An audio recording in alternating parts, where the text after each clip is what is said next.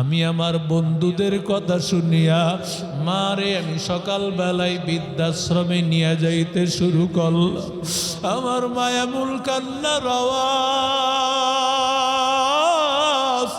আমার মায়ে বলে রে ছেলে, আমার এমন ভাবে টেনে টেনে নিও না, প্রয়োজনে আমার বৃদ্ধাশ্রমে দিও না। আমি আগেও যেমন কাজ করেছি এখনো আমি কাজ করব প্রয়োজনে, আর তোরে ছেলে বলে পরিচয় দিব না, তোর কাছেও আমি আসবো না, তুই আমারে সারিয়া দে, আমারে এমনভাবে কষ্ট দিস না। ও নবীর আশিক উম্মতের দল, আল্লাহর নবী বলেন তোর মা বাবাই ঘরে আছে, তোর জান্নাতের দরজাটা খোলা। তোর মা বাবাই ঘরে নাই, তোর জান্নাতের দরজাটাও খোলা। বলে হুজুর আমি আমার মারে ঘর থেকে বিদায় করার পর আমার ঘরে যেন রহমতের দুয়ারটা বন্ধ হয়ে গেছে, আমার ঘরে আর শান্তি নাই, শান্তি নাই। আমার এমন হালত হয়ে গেছে, সরকারি চাকরি করতে গিয়া আমি যখন কম্পিউটারে একটা আমি পিন দিই অন্যটা এসে যায়, আমার ব্রেনে কাজ করে না, কোনো কিছুতেই কাজ করে না, এমন একটা অবস্থা হয়ে গিয়েছে। আস্তে আস্তে আমাকে সাসপেন্ড শুরু করে দিল, আমার সরকারি চাকরি থেকে সাসপেন্ড শুরু করে দিল। কিছুদিন পরে 6 মাসের মাথায় আমার মা চলে গিয়েছেন, 6 মাসের মাথায়। ও আল্লাহর বান্দারা, আমার মেয়ের চোখটা অন্ধ হয়ে গেছে, আল্লাহর গজব শুরু হয়ে গেছে। মায় বারবার পুলিশের সন্তান, আমার চোখের কারণে আজকে বের করে দিতেছো, অথচ আমি মা চোখটা অন্ধ রয়ে গেল তোর কারণে। যদি তোর লেখাপড়ার খরচ না দিয়া চোখের চিকিৎসা করাইতাম, আমি মা সুস্থ হয়ে যাইতাম। ও আল্লাহর বান্দাদের দল, এই জন্য আল্লাহর গোলাম, হুজুর এমন হালত হয়ে গিয়েছে, এক পর্যায়ে আমার ব্রেনে কিছুই কাজ করে না, আমার কিছুই মনে থাকে না, চাকরিটাও আমার চলে গিয়েছে, আমার স্ত্রী অন্য ছেলের সাথে পরকিয়া করে সেও চলে গিয়েছে, আমি একা আমার এই মেয়েটাকে নিয়ে আমি ঘরের মধ্যে বসবাস করি। ও আল্লাহর বান্দারা, যে স্ত্রীর জন্য মারে কষ্ট দিল সেই স্ত্রীও চলে গেল। ও নবীর আশিক উম্মতের দল, পায়ে অনুরোধ করি বলি রে বাবা, মা বাবারে কোনোদিন কষ্ট দিও না, কারণ তোমার মার পায়ের নিচে তোর জান্নাত। ও নবীর আশিক উম্মতের দল, আল জান্নাতু তাহতা আকদামিল উম্মাহাত, মা বাবাই যদি তোরে দোয়া দেয় তুই জান্নাতে যাবি, মা বাবাই যদি দোয়া না দেয় তোর জন্য জাহান্নামের আগুন। এই জন্য মা বাবারে কষ্ট দিও না, মা বাবার দিলে কষ্ট দিলে আল্লাহ নারাজ হয়, আর মা বাবা যদি খুশি হয় আমার আল্লাহ খুশি হয়, তোর জন্য ঠিকানা জান্নাত। তুমি হাফেজ আলেম হতে পারবা, পৃথিবীর বড় দার্শনিক হতে পারবা, পৃথিবীর বড় একজন ডক্টর হতে পারবা। এই জন্য আল্লাহর বান্দারা, কোনোদিন মা বাবারে কষ্ট দেওয়া যাবে? আরো জোরে বলো। আল্লাহ আমাদের সবাইরে কবুল করেন, জোরে বলেন আমিন। এরে নবীর আশিক উম্মতের দল, যদি তোমার দিলের মধ্যে কোরআন হয়, তুমি কোনোদিন কিন্তু তোমার মা বাবারে কষ্ট দিতে পারবা না। কথা বলেন না কেন?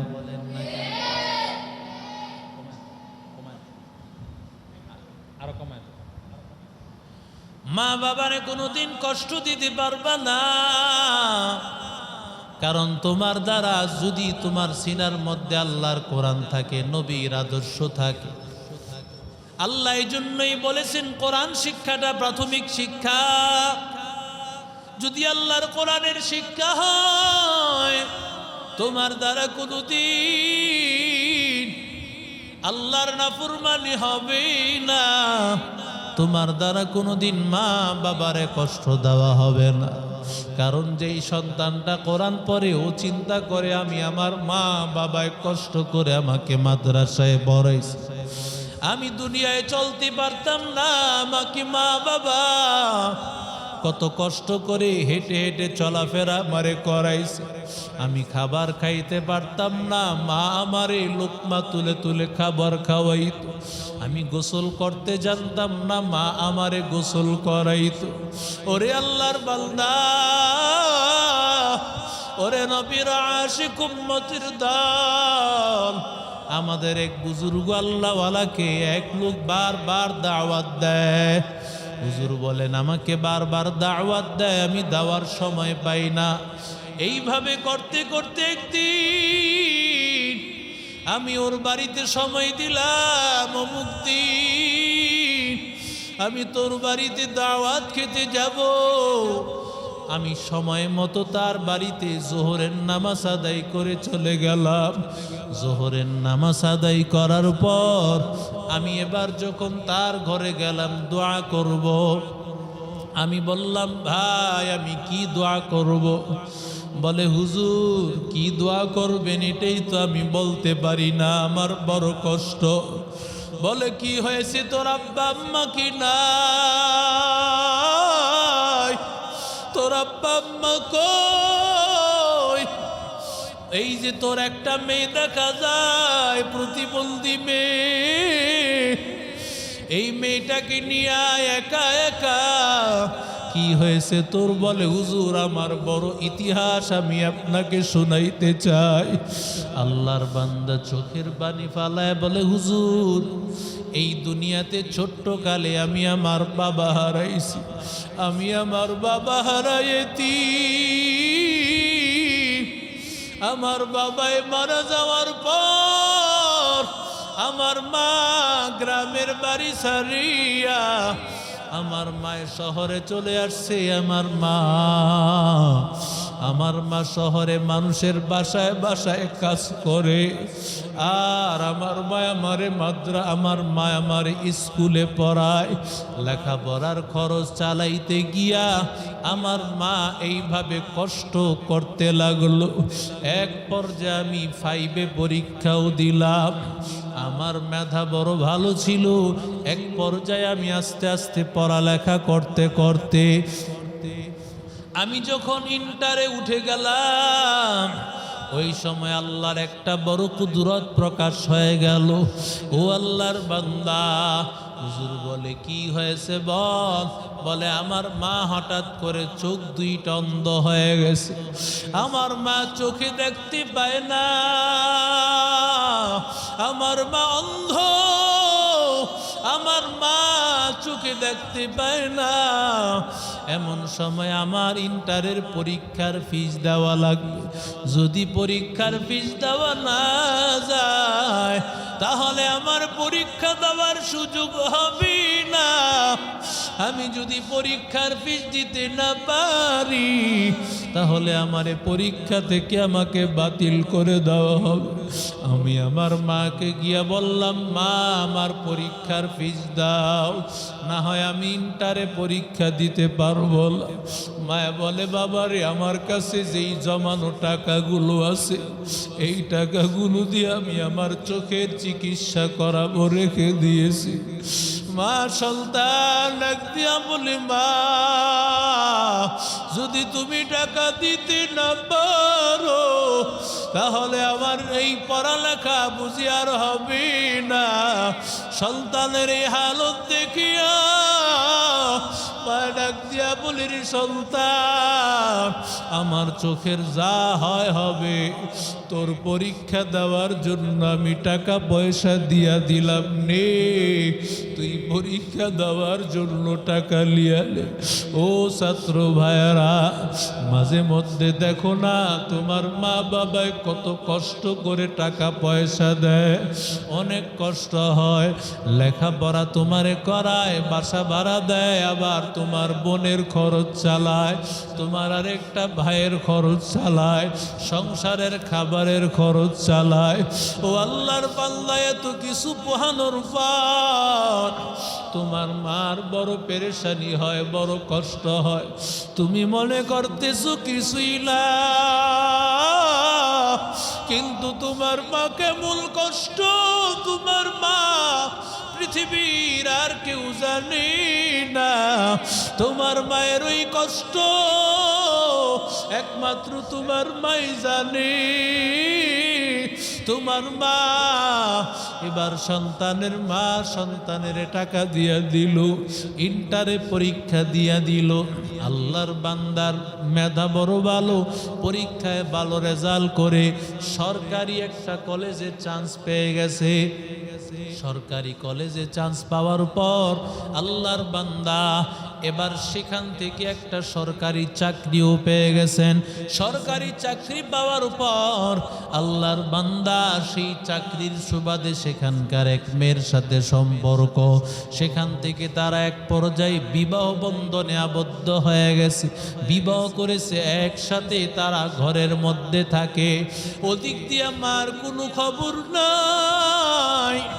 অনেক দিন হওয়ার পর ডাক দিয়া বলে, বিবি আমার মা দেশের মধ্যে আমার মা একা মানুষ সেখানে থাকে, তুমি যদি অনুমতি দাও আমার মাকে আমার সাথে ঘরে নিয়ে আসবো।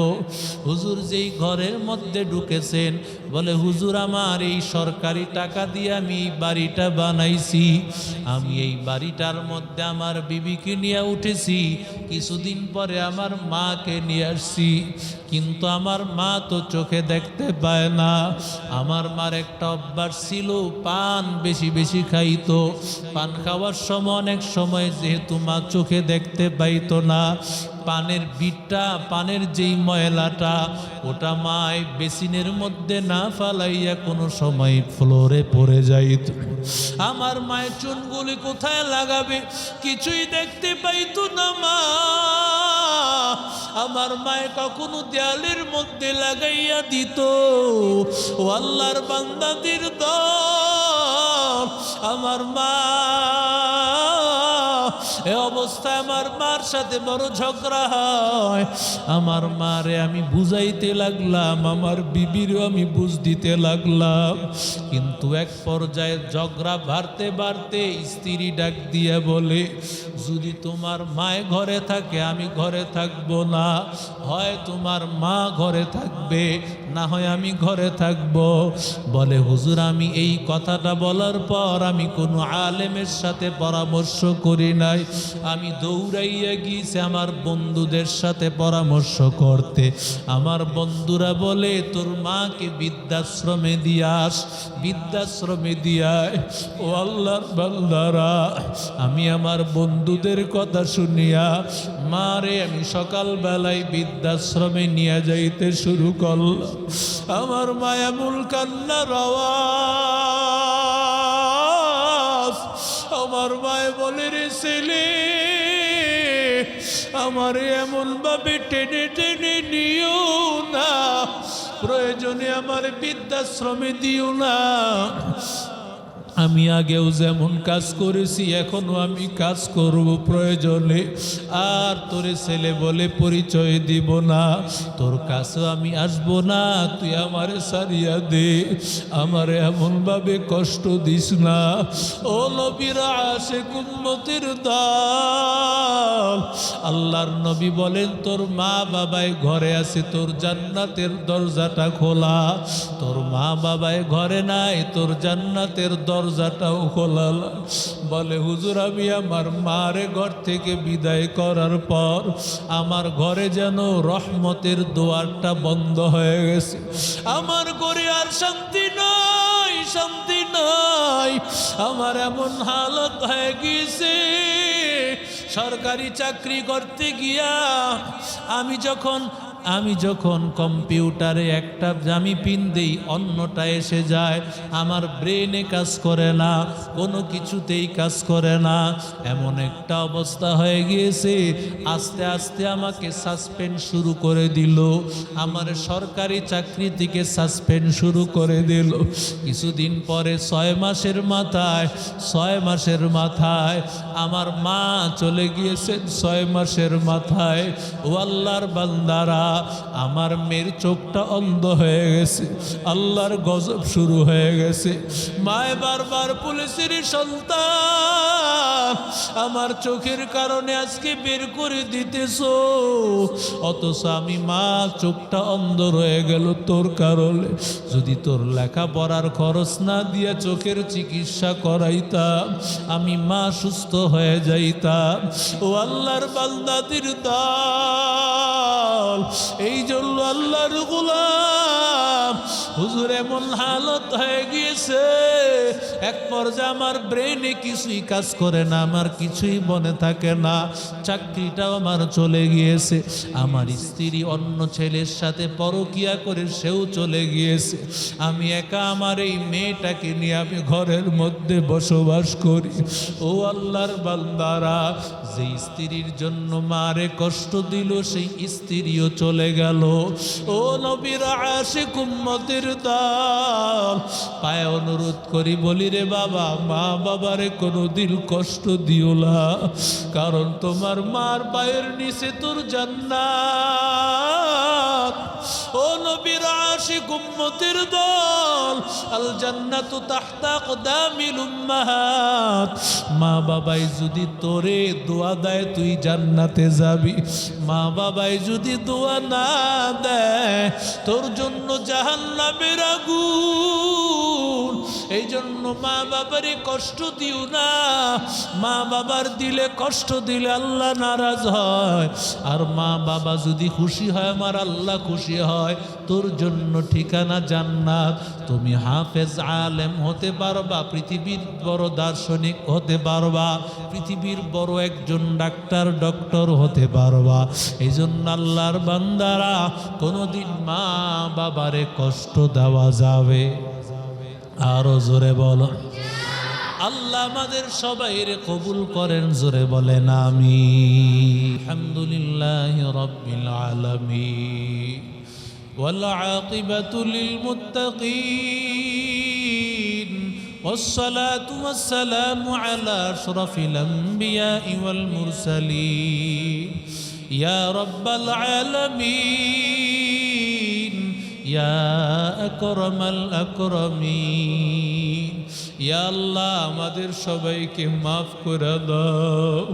আয় আল্লাহ, কারো মা বাবা দুনিয়াতে নাই, আল্লাহ কার জানি মা নাই, কার জানি গো বাবা নাই, কে মা বাবা হারাইতি। আয় আল্লাহ, ওই মা বাবাকে মাফ করে দাও, মা বাবার কবরে কষ্ট দিও না। আয় আল্লাহ, মাওলা দয়া করে মা বাবার হায়াতে বরকত দান করো আল্লাহ, কাউরে মাদ্রাসা থেকে মাহরুম করিও না, সবার সিনাগুলো খুলে দাও। আয় আল্লাহ, সবার সিনাগুলো খুলে দাও আল্লাহ, সবাইকে কোরআনের হাফেজ বানাও, কোরআনের আলেম বানাও। আয় আল্লাহ, আমাদের সবাইকে কবুল করে নাও। আয় আল্লাহ, উস্তাদ ছাত্র সবাইকে কবুল করে নাও। আয় আল্লাহ, কোরআনের সাথে মৃত্যু পর্যন্ত লাগায় রাখো। আয় আল্লাহ, এই ছোট ছোট ছাত্র, আয় আল্লাহ, মা বাবার মায়ার মোহাব্বত সারিয়া যারা মাদ্রাসায় পড়ে আছে, আয় আল্লাহ, তুমি এদেরকে কোরআন থেকে মাহরুম করো না। আয় আল্লাহ, সিনায় কোরআন ঢুকাইয়া দিও। আয় আল্লাহ, হাফেজ বানাইয়া দিও, আলিম বানাইয়া দিও। আয় আল্লাহ, মা বাবারে মাফ করে দিও। আয় আল্লাহ যারা মা বাবারে কষ্ট দিয়েছে ও আল্লাহর বান্দারা বাড়িতে গিয়া মা বাবার কাছে মাপ চাইও, আল্লাহ তোরে মাফ করে দিবে। মা বাবাই যদি মাফ না করে আল্লাহ মাফ করবে না। তুই হাফেজ হতে পারবি না, আলেম হতে পারবি না, তুই টাকাওয়ালা হতে পারবি না, কিছুই হতে পারবি না। আয় আল্লাহ প্রত্যেকের মা বাবারে কবুল করে নিও। আয় আল্লাহ মা বাবার সাথে মহাব্বত আর ভালোবাসার সম্পর্ক, আদবের সম্পর্ক প্রত্যেকটা ছেলেরে দান করো। প্রতিটা ছেলেকে আদবওয়ালা বানায়া দাও, আদবওয়ালা বানায়া দাও। আয় আল্লাহ কোরআনওয়ালা বানায়া দাও, হাফেজ বানায়া দাও, আলেম বানায়া দাও। সবার সিনাগুলোকে কোরআনের জন্য খুলে দাও। ওয়া সাল্লাল্লাহু তাআলা আলা খায়রি খালকিহি ওয়া নূরি আরশিহি মুহাম্মদ ওয়া আলা আলিহি ওয়া আসহাবিহি আজমাইন ওয়ারহামনা মা'হুম আমিন বিরহমাতিকা ইয়া আরহামার রাহিমিন।